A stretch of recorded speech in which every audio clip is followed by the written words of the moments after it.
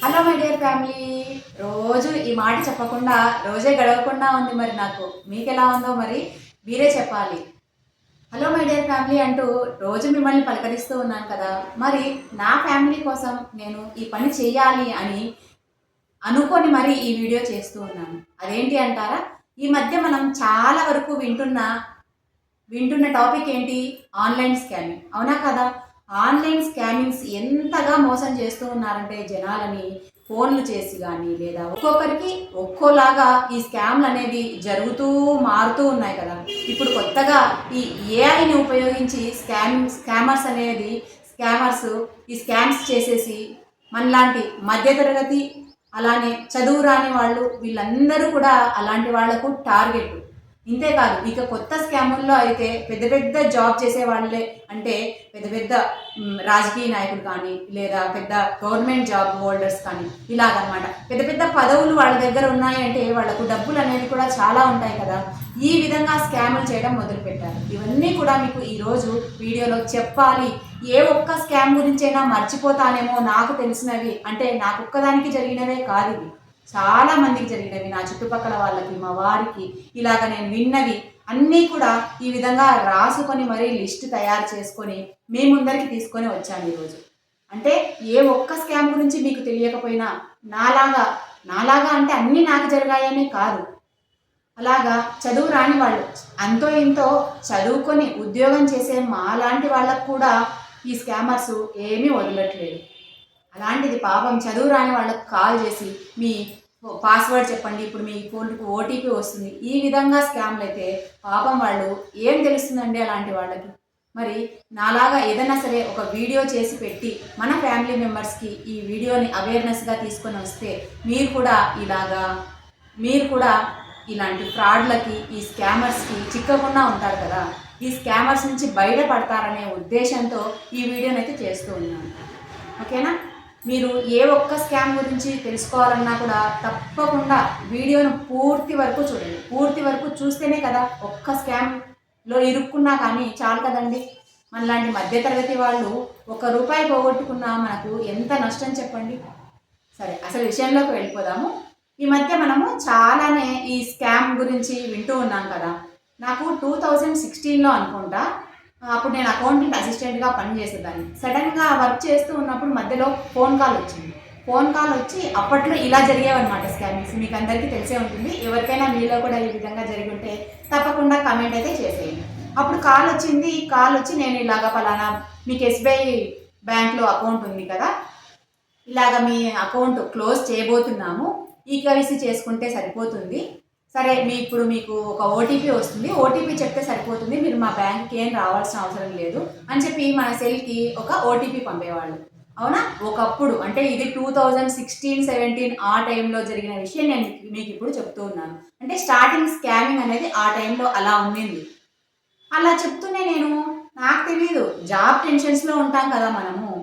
ఇక ఓటీపీ వస్తూనే సరే అని చెప్పి ఓటీపీ అడిగారు, ఓటీపీ పంపారు, ఆ ప్రాసెస్లో ఉందన్నమాట. వెంటనే నేను కాల్ కట్ చేసి మా వారికి కాల్ చేశాను. ఈ విధంగా నాకు బ్యాంక్ నుంచి కాల్ అయితే వచ్చింది, నా బ్యాంక్ అకౌంట్ క్లోజ్ అవుతోందంట అని చెప్పి వాళ్ళు ఒక ఓటీపీ చెప్పారు. అంటే అయ్యో తిక్కదానా, నీకు ఇంకా తెలియదా, ఒకసారి అలా జరుగుతూ ఉన్నాయి ఈ మధ్యలో, ఫస్ట్ వెంటనే ఏటీఎం కార్డు తీసుకువెళ్ళి మొత్తం టోటల్ అకౌంట్లో ఉన్న అమౌంట్ అంతా డ్రా చేసుకొని వచ్చుకో అంటే, ఎలాగో నేను పనిచేసే ఆఫీస్కి దగ్గరలోనే ఏటీఎం ఉండి సరిపోయింది. వెంటనే వెళ్ళాను, అమౌంట్ డ్రా చేసుకున్నాను, అమౌంట్ ఖాళీగా పెట్టేశాను, ₹1 కూడా అప్పుడు మిస్ కాలేదు. సరే, ఏదో మా వారు చెప్పబట్టి ఆ రోజు డబ్బులైతే పోగొట్టుకోకుండా ఉన్నాను, సరిపోయింది.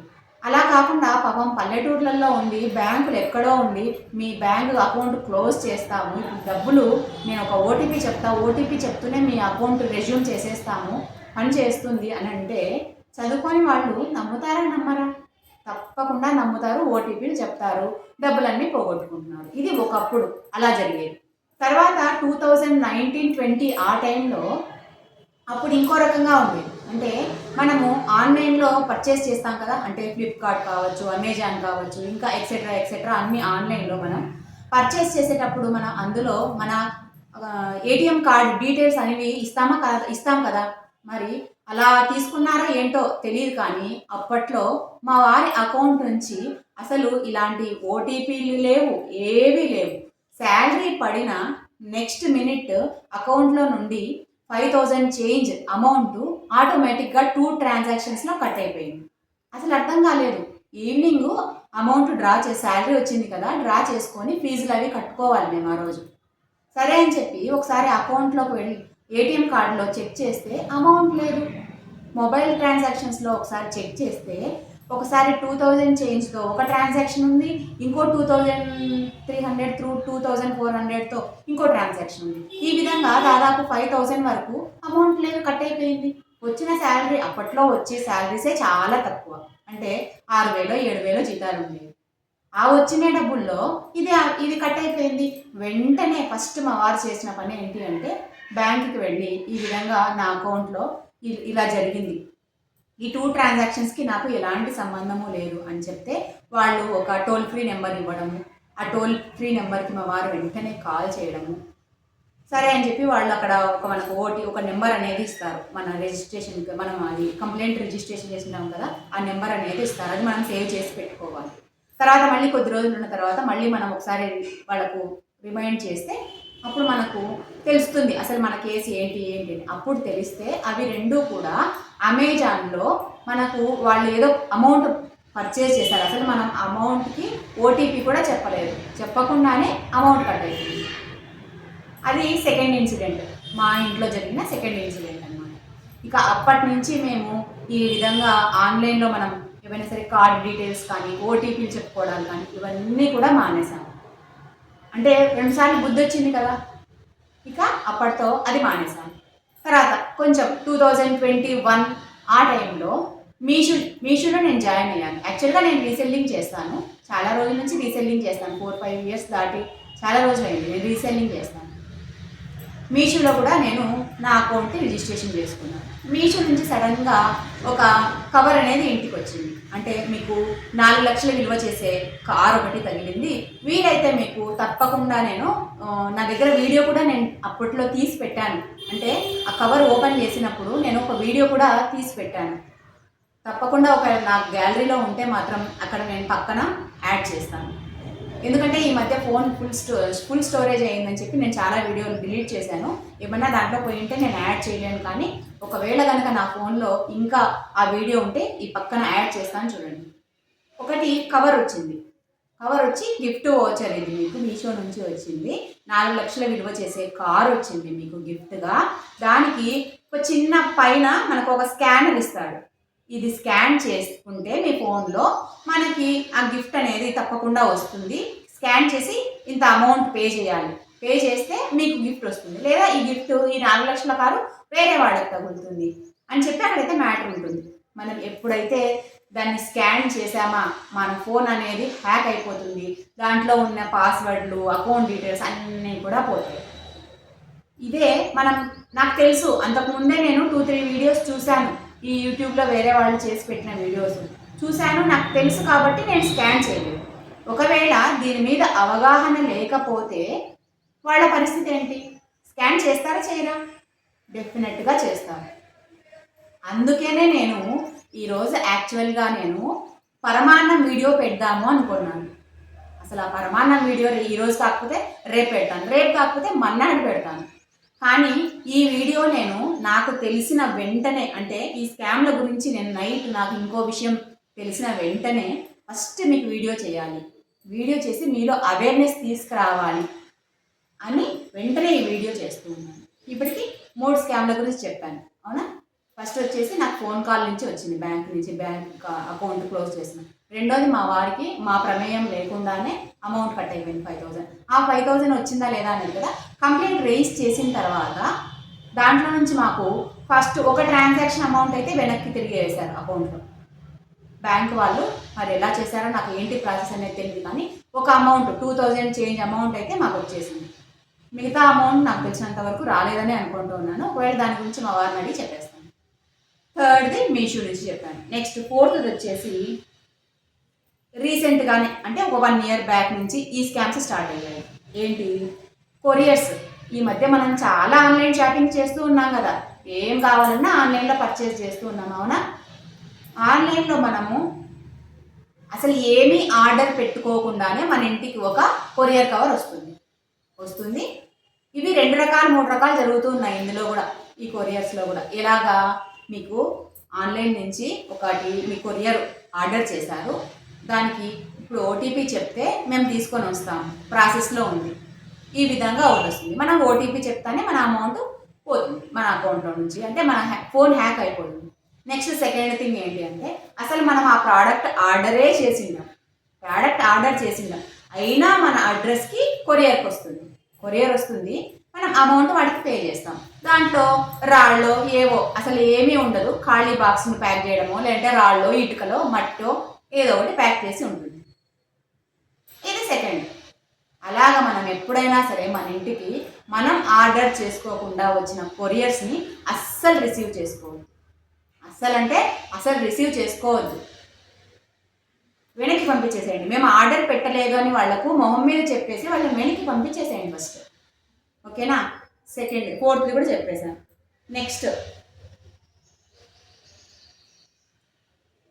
నెక్స్ట్ వచ్చేసి నా కొలీగ్ అంటే నేను లాస్ట్ ఇక్కడ వర్క్ చేసిన చోట వాళ్ళ పేర్లు అవి చెప్పకూడదు అని చెప్పి నేను ఈ వీడియోలో చెప్తూ ఉన్నాను. ఎందుకంటే అలా వాళ్ళకి ఇష్టం ఉండదు కాబట్టే కదా అసలు ఇంతవరకు ఎవరికి చెప్పుకోరు అలాంటి విషయాలు. మరి నేను మాత్రం ఎందుకు చెప్పాలి అని చెప్పి వాళ్ళ పేర్లు ఏమీ ఇక్కడ మెన్షన్ చేయట్లేదు. క్రెడిట్ కార్డ్స్, ఈ మధ్య క్రెడిట్ కార్డ్స్ యూజ్ కూడా చాలా అయిపోయింది. అంటే క్రెడిట్ అంటేనే అప్పు, అసలు మీరు ఆ పనే చేయొద్దండి. వీలైనంత వరకు ఈ అప్పు తీసుకోవడం మానండి. క్రెడిట్ కార్డ్స్ ఫ్రీగా ఇస్తున్నామని చెప్తే ఎగబడి ఈ యువత ఉంది కదా, ఈ యంగ్ జనరేషన్స్ ఫ్రీగా డబ్బులు వస్తున్నాయి అంటే మనము 1 లక్ష 2 లక్షలు 5 లక్షల వరకు అప్పు చేసేసుకోండి అంటారు. ఆ 5 లక్షలమైనా మనం అప్పు చేసుకున్న తర్వాత దానికి ఎంత వడ్డీ కట్టాలో అసలు ఆలోచించడమే లేదు. చేతిలో డబ్బు లేకపోయినా షాపింగ్ చేయొచ్చు కదా. ఈ షాపింగ్ల మీద మోజు ఎక్కువైపోయి లేదా అనవసరమైన ఖర్చులు ఎక్కువైపోయి ఈ విధంగా క్రెడిట్ కార్డ్స్ తీసేసుకుంటూ ఉన్నారు. మీరు ఏమన్నా నన్ను తిట్టుకున్నా పర్వాలేదు, మీ అక్కగా నేను చెప్తూ ఉన్నాను, అసలు క్రెడిట్ కార్డ్స్ తీసుకోకండి. సరే, ఈ క్రెడిట్ కార్డ్స్ మోసం గురించి చెప్తాను.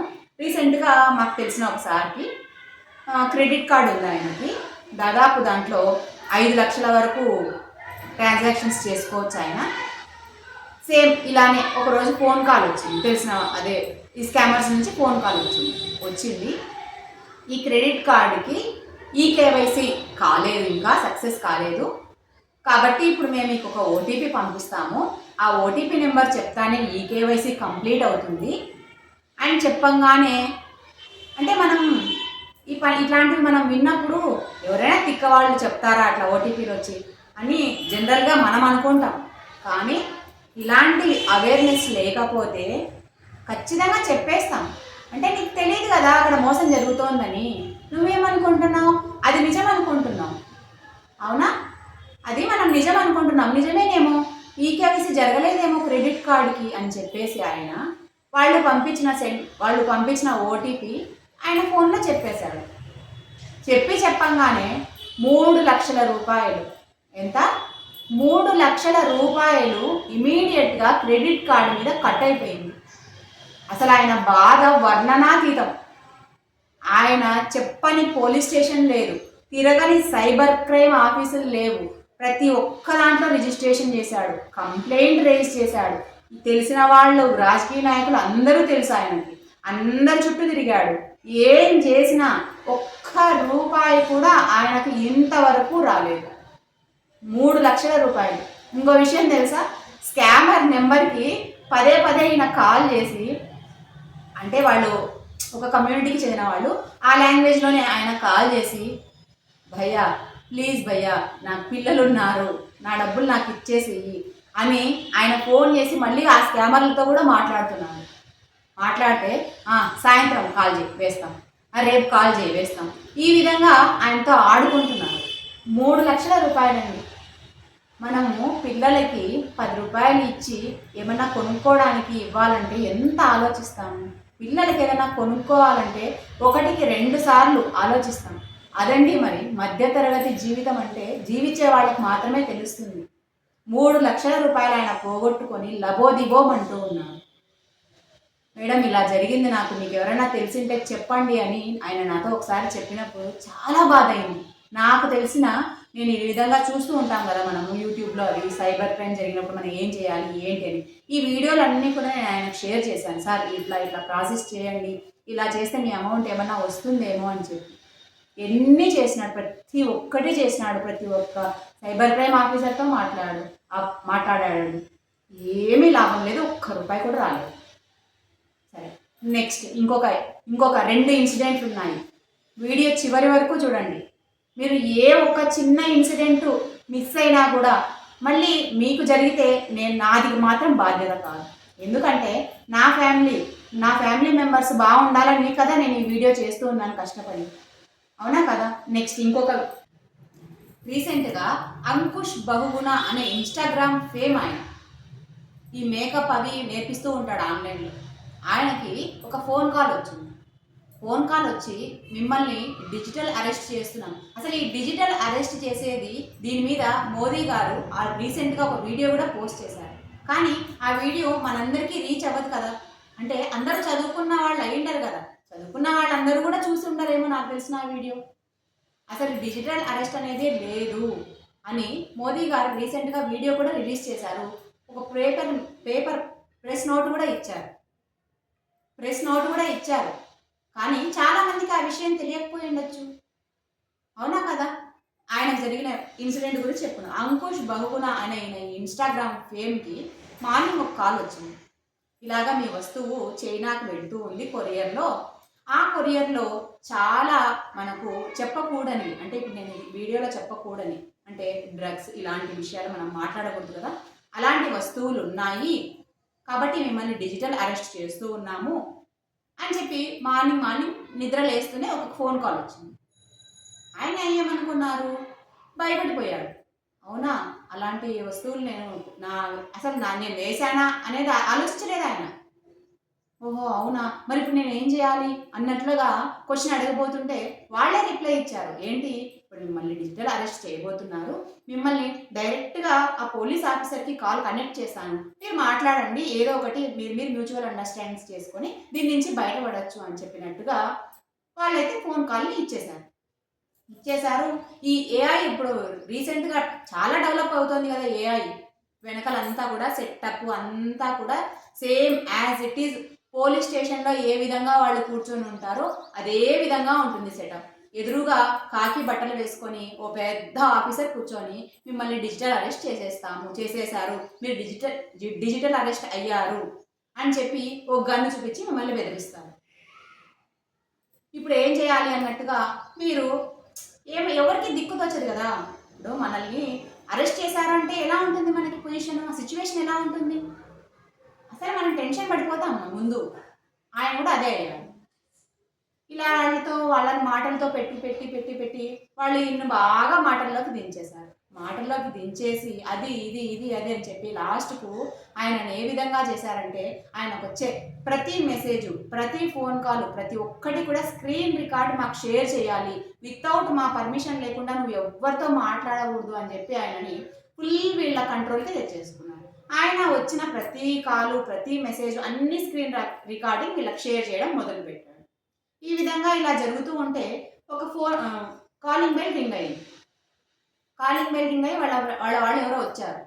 వీళ్ళు చెప్తూ ఉన్నారనమాట ఫోన్లో నుండే, ఇప్పుడు వచ్చిన వాళ్ళకి నాకు చిన్న పనిలో ఉన్నాను నేను, ఇప్పుడు వెళ్ళిపోండి మళ్ళీ రండి అన్నట్టుగా చెప్పు, అసలు మాతో మాట్లాడుతున్నట్టు బయటకు రానియద్దు అని చెప్తే ఆయన అదే చేశారు. వాళ్ళు వెళ్ళిపోయారు. మళ్ళీ కాలింగ్ బెల్ మోగితే నెక్స్ట్ వాళ్ళ ఫ్రెండ్ ఒక అమ్మాయి వచ్చింది. ఆ అమ్మాయి కిటికీలో నుంచి ఉన్నప్పుడే గమనించిందండి, ఏదో వీడియో కాల్లో ఉన్నారు, ఏడుస్తూ ఉన్నాడు ఓ పక్కన ఈయన, ఎందుకో ఏంటో అని చెప్పి ఆ అమ్మాయి ఫోన్లో గమనించి చూసింది, వచ్చాడు, ఈయన చెప్పాడు నేను పనిలో ఉన్నా మళ్ళీ కలుస్తానని ఆ అమ్మాయి అక్కడి నుంచి వెళ్ళిపోయింది. ఈ విధంగా ఇది జరుగుతూ ఉన్నప్పుడు వాళ్ళకి అర్థమైపోయింది, ఓహో ఇతనితో బయట వాళ్ళు వచ్చి మాట్లాడుతూ ఉన్నారు, మనది ఎక్కడ బయట పడుతుందో అని చెప్పి అతన్ని ఇంకా డీప్గా ట్రాక్ చేయడం మొదలుపెట్టారు. ఆ ట్రాపింగ్లో నువ్వు అసలు ఈ ఇంట్లో నుంచి ఫస్ట్ బయటకు వచ్చేసి ఏటీఎం దగ్గర ఉన్న ఒక చిన్న ట్రాన్సాక్షన్ చెప్తాము, ఆ ట్రాన్సాక్షన్స్ చెయ్యి అంటూనే ఇతను భయపడిపోయి ఫోన్ మాట్లాడుతూనే ఏటీఎం దగ్గరికి వచ్చేసాడు. ఏటీఎం దగ్గరికి వచ్చేసి ఏటీఎంలో సంథింగ్ 3000 చేంజ్ ట్రాన్సాక్షన్ చిన్నదే చెప్పారు. ఆ ట్రాన్సాక్షన్ చేయబోతే అది దేవుడి దయ వల్ల ఫెయిల్ అయిపోయింది ట్రాన్సాక్షన్. అది ఆయన అదృష్టం అనుకోవాలి. ఫెయిల్ అయిపోయిందా, సరే అక్కడి నుంచి ఫెయిల్ కావడము, ఫెయిల్ అయిందని స్క్రీన్ షాట్ వాళ్ళకి షేర్ చేయడము. తర్వాత వాళ్ళు ఇక్కడ ఎక్కడా ఉండొద్దు, పక్కనే ఎక్కడన్నా హోటల్ రూమ్ ఉంటే అది తీసుకొని ఒక హోటల్ రూమ్లో ఉండు అని చెప్పి అతన్ని బంధించారు. సరే అని చెప్పి అతను వాళ్ళు చెప్పిన విధంగానే హోటల్ రూమ్కి వెళ్ళిపోయాడు. హోటల్ రూమ్కి వెళ్ళిపోయాడు. గడుస్తూ ఉంది, 24 గంటలు అయిపోయింది. అతనేమో ఏడుస్తూనే ఉన్నాడు, నన్ను వదిలిపెట్టండి అని చెప్పి. వాళ్ళేమో అతన్ని వదిలిపెట్టడం లేదు, ఫోన్ కాల్లోనే ఉన్నారు. ఇది ఇలా జరుగుతూ ఉంటే సైలెంట్గా పైన ఒక మెసేజ్ వచ్చింది. ఏంటి, ఆ అబ్బాయి కెమెరాలో మాట్లాడి ఏడ్చేది చూసింది కదా ఒక అమ్మాయి, వాళ్ళ ఫ్రెండ్. ఆ అమ్మాయి చిన్నగా మెసేజ్ పంపించింది పైన, నువ్వు అసలు ట్రాప్లో ఉన్నావు, ఈ డిజిటల్ అరెస్ట్ అనే ట్రాప్లో ఉన్నావు, అసలు దాని నుంచి నువ్వు బయటికి రా, డిజిటల్ అరెస్ట్ అనేది లేనే లేదు అని చెప్పి ఒక చిన్న మెసేజ్ అంతే. అది చూసినాడు. అప్పుడు అతనికి రియలైజేషన్ స్టార్ట్ అయ్యింది. కానీ అయినా నన్ను 24 గంటలు ఎవడన్నా ట్రాప్ చేస్తాడా అనే దీంట్లోనే ఉన్నాడు ఇతను. ఇంకా ఎట్లా ఉంది చూడండి. అమ్మాయి చెప్పింది ఇంకా, నువ్వు అసలు ట్రాప్లో ఉన్నావు, బయటికి రా అన్నా కూడా 24 గంటలు ఎవరైనా నన్ను మోసం చేస్తారా పని కట్టుకొని, నిజమే అయిండొచ్చేమో అని ఇంకా దీంట్లోనే ఉన్నాడు ఇతను. అయినా కూడా ఇంకా అక్కడి నుంచి బయటకు వచ్చేసాడు. ఇలా ఉంది అంటే పెద్ద పెద్ద సెలబ్రిటీల్ని కూడా వీళ్ళు వదలట్లేదు. మనలాంటి వాళ్ళం ఎంత. నేను ఈ వీడియో చేయడానికి మహా అంటే నాకు ఓ 20 నిమిషాలు, ఓ అరగంట, గంట, 2 గంటలో పట్టుంటుంది. అవునా? మీరు ఈ వీడియో చూడడానికి ఓ 15 నిమిషాలు, 20 నిమిషాలు పట్టచ్చు నేను అంతా ఎడిటింగ్ అది చేస్తే. కానీ మీకు ఈ విషయాన్ని షేర్ చేయడానికి 1 నిమిషమే చాలు. మీ ఫ్రెండ్స్ అండ్ ఫ్యామిలీ మెంబర్స్ అందరికీ కూడా షేర్ బటన్ నొక్కి ఈ వీడియోను వెంటనే షేర్ చేయండి. షేర్ చేసి ఇలాంటివి జరుగుతూ ఉన్నాయి, జాగ్రత్తగా ఉండండి. ఇలాగా ఫస్ట్ మీరు ఈ వీడియోని షేర్ చేయండి. వీడియో ఇంతవరకు చూసారంటే తప్పకుండా ఏదో ఒక అంశం అయితే నచ్చి ఉంటుంది కదా. వీడియో నచ్చితే మాత్రం లైక్ చేయండి, షేర్ చేయండి. మరిన్ని ఈ విధమైన అప్డేట్స్ మీరు తెలుసుకోవాలి అనుకుంటే మీ సుధక్క ముచ్చట్లు అనే ఛానల్ని ఇప్పుడే సబ్స్క్రైబ్ చేసుకోండి. సబ్స్క్రైబ్ చేసుకొని పక్కనే ఉన్న బెల్ ఐకాన్ని ప్రెస్ చేశారంటే మేము వీడియోస్ పోస్ట్ చేయగానే మీకు వెంటనే నోటిఫికేషన్ వచ్చేస్తుంది. వెంటనే మీరు వీడియోస్ చూడగలరు. అంతవరకు సెలవు. By by.